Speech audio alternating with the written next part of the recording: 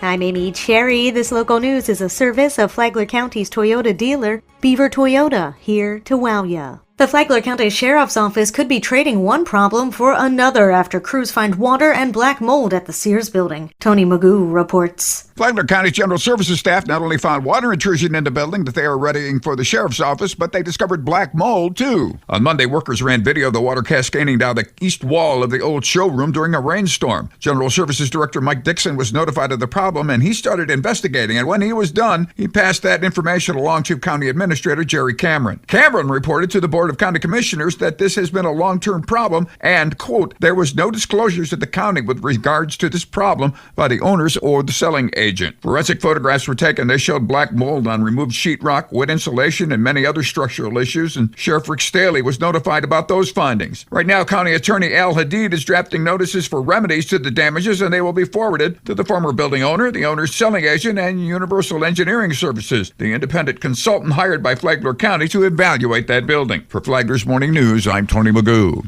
This portion of Flagler's Morning News brought to you by the Daytona Beach International Airport, Delta Airlines nonstop to Atlanta, and now nonstop service to New York City via American Airlines.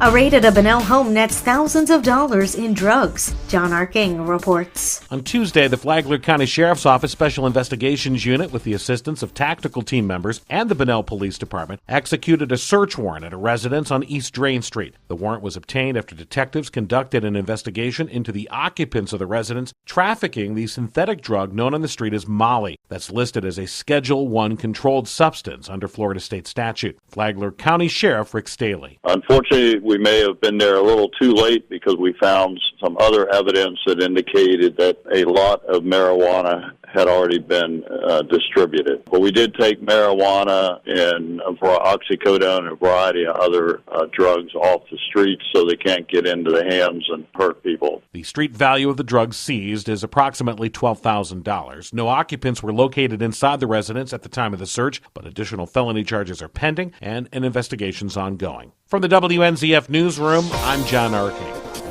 Firefighters make quick work of a blaze in Bunnell. Firefighters from Flagler County and Palm Coast were called to a duplex on the 500 block of East Drain Street just after 1 p.m. Wednesday. They managed to stop the spread of flames to a nearby unit. The cause of the fire remains under investigation. What is the next step in Flagler County education with respect to the flagship program? School Superintendent Jim Tager says the very youngest students will learn a trade that should set them on the path to becoming fulfilled even after high school. At Rimfire, we have a medical over there, and those students are able to take pulse rate, blood pressure. They wear hospital doctors' outfits and robes and all that, and those are like kindergarten through sixth graders. Tager said that as students progress into middle school and high school, they set themselves up to learn other trades. He said that while they may not go to college, they will have skills they can use when they graduate from high school. You can hear the full interview on the Free for All Friday podcast, available at WNZF.com. Tomorrow, Representative Paul Renner talks about the CTE bill in the legislature. From the WNZF Newsroom, I'm Deb Albertson.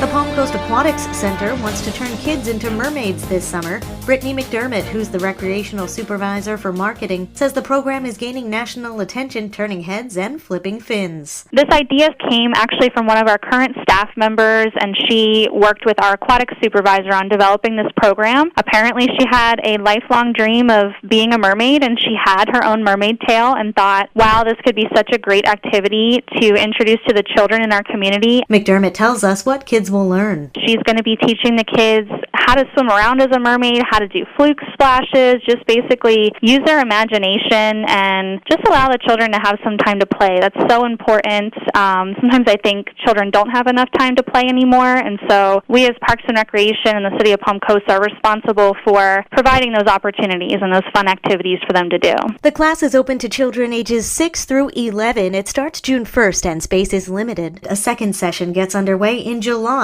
and the cost for the summer fun is just $25 a session. Find out more at parksandrec.fun. And now you're up to date on Flagler's Morning News. I'm Amy Cherry.